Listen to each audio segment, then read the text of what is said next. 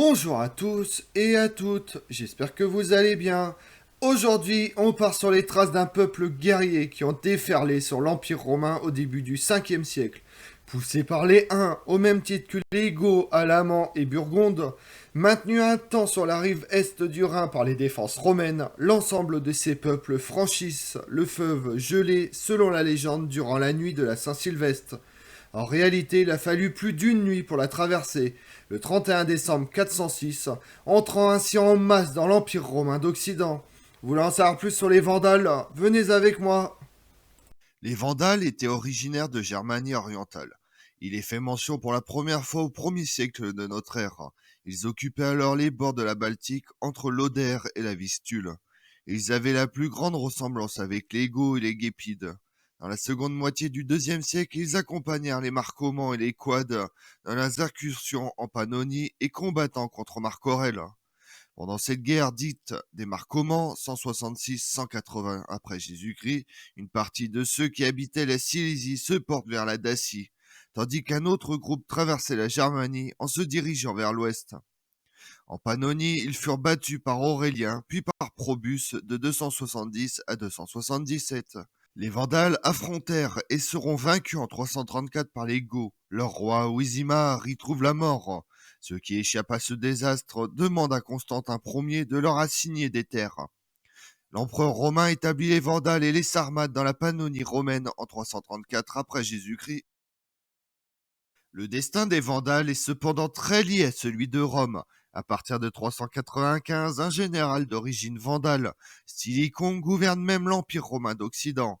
Au nom de l'empereur Honorius, Stylicon est le fils d'un vandale entré au service de Rome, qui commandait vraisemblablement un escadron de la cavalerie de l'empereur Valence et d'une mère romaine originaire de Pannonie.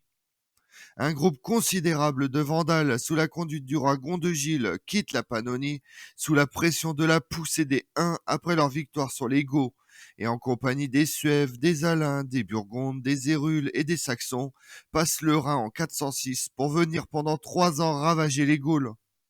En 409, ils traversent la passe des Pyrénées avec Gonderic, fils de Gondegile, et dévastèrent l'Hispanie. Le roi wisigoth Valia, au service de Rome, entre 416 et 418, et poussé par Honorius, livre des combats acharnés aux Vandales. Mais ceux-ci, après quelques échecs, détruisent une armée romaine envoyée contre eux en 422 et s'emparent du sud de l'Hispanie.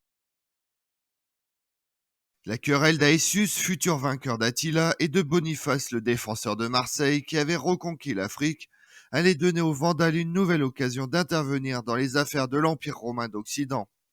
À la mort de Gonderic en 427, son frère illégitime Genséric s'empare du pouvoir.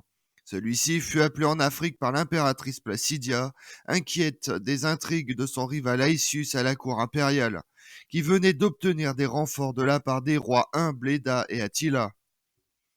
Pour Aetius, qui épouse la veuve de Boniface, son rival, c'est le triomphe, car il devient l'homme le plus puissant de l'Empire romain d'Occident.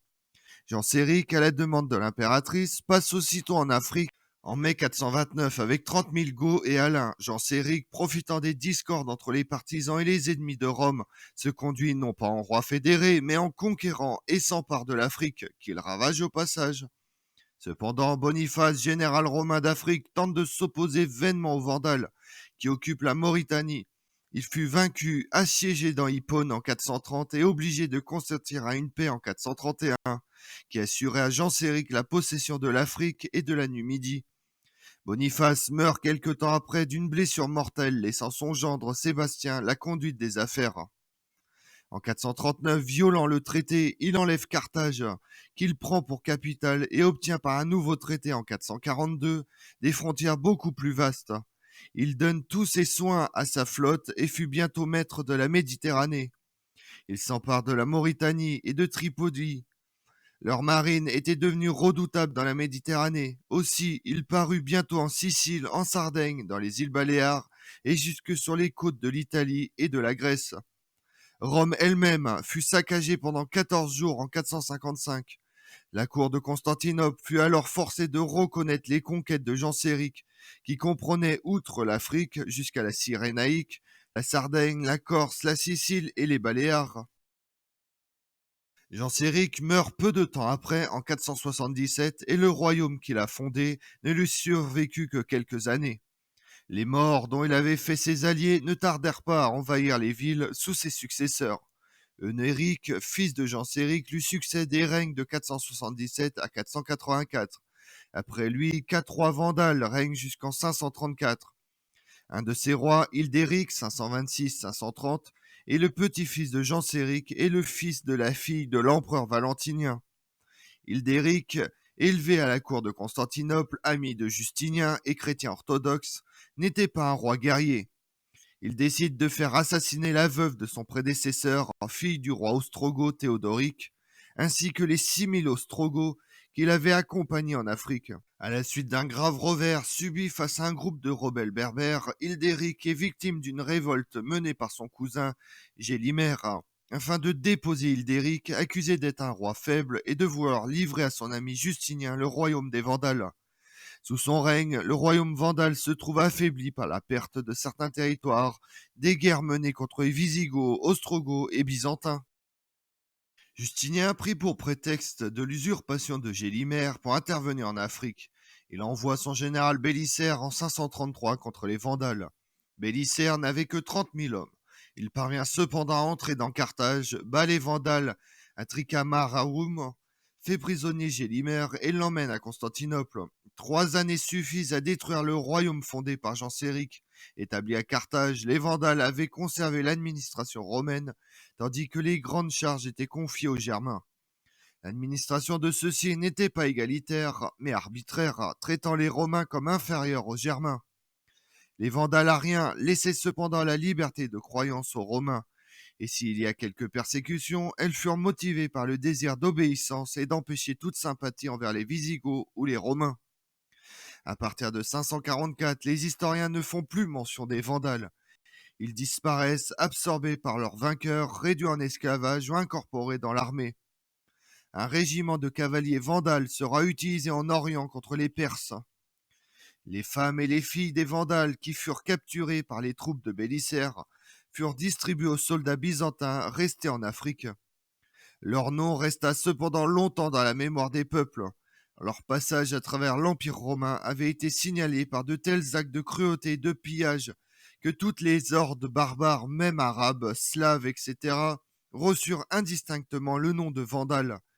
De nos jours même, c'est l'expression de vandalisme qui sert à désigner l'ignorance ou l'aveuglement de ceux qui détruisent les biens d'autrui. Comme on l'a vu, les Vandales ont participé à la chute de l'Empire romain d'Occident et seront détruits par l'Empire romain d'Orient. Mais leur réputation de pillards et de destructeurs est en réalité largement exagérée par les anciens chroniqueurs et hommes d'église. En réalité, les Vandales ne causent pas plus de destruction que les autres peuples germaniques qui envahissent l'Empire romain à la même époque.